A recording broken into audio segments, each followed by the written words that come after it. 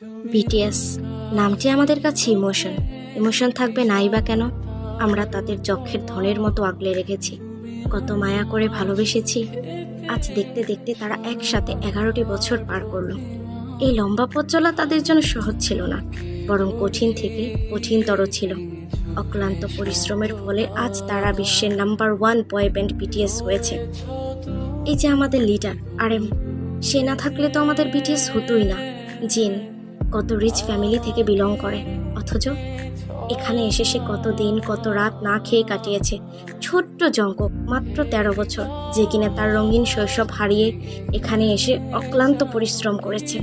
তাকে জিন নিজের সন্তানের মতো আগলে নিয়েছে। আমরা সোগাকে কত কিছুই না বলি, স্যাভেজ, পাথর, অথচ এই মানুষটিও একদিন সুইসাইড করতে চেয়েছিল। অতঃপর তারা এত কষ্ট করে, এত লম্বা জার্নি অতিক্রম করে 2013 সালের 13ই জুন ডেবিউট করার পরও তাদের জার্নিটা সহজ ছিল না। তাদের কনসার্ট কেউ দেখতো না। তারা রাস্তায় রাস্তায় ঘুরে ঘুরে গান গাইতো, কনসার্ট দেখার জন্য অনুরোধ করত।